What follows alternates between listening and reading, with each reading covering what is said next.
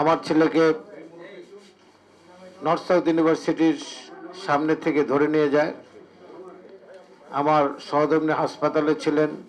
পরের দিন দুদিন ঢাকা শহরের বিভিন্ন হাসপাতালে, থানায় খুঁজেছেন, মর্গে খুঁজেছেন আছে কিনা। তা একজন উকিল বললেন যে আজকে 25 তারিখ, 25শে জুলাই তাকে কোর্টে আনবে। আমার সহধর্মিণী সেখানে গিয়েছিলেন, গিয়ে একটু কান্নাকাটি করেন নাই, ছেলেকে উল্টো সাহস দিয়েছেন।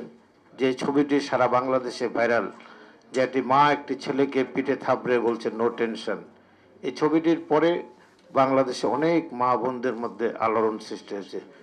ছেলেটি আমার বড় ছেলে, ওই মাটি আমার সহধর্মিণী। আমি কথা বাড়াবো না, এখানে সাইফুল হক ভাই আছেন, মঞ্জু আছেন না, আমি কথা একটু বলেই। মঞ্জু এখানে সব আমার চেয়ে অনেক জ্ঞানী ব্যক্তিরা এখানে সবাই উপস্থিত আছেন। আমি বিএনপির একটা ক্ষুদ্র, আমি ওই যে মঞ্জু বললো যে অনেক সময় 150টি মামলার আসামি ছিলাম। আমি 2বার হাই সিকিউরিটিতে গিয়েছি, 4 নম্বর বিল্ডিং, 102টি কামরা, সেখানে একমাত্র কয়েদি হলাম আমি। একটা বিল্ডিংয়ের মধ্যে আমি 2বার সেখানে ছিলাম, আমি একমাত্র আসামি, আর অন্য কোনো আসামি নেই। আমি আমার বক্তব্য পরে বলবো। আমি আপনাদের বাবলু ভাইকে ধন্যবাদ দিই। উনি এই দিনে উনি গুলিবিদ্ধ হয়েছিলেন, আহত হয়েছিলেন। আবু সাইদ নিজের জীবন উৎসর্গ করে 16 তারিখ এই আন্দোলনকে অনেক দূর, আন্দোলনকে একটি গতি না, আন্দোলনকে একটা রূপরেখা ভিত্তি দাঁড় করেছেন। আর টার্নিং পয়েন্ট হলো 19শে জুলাই।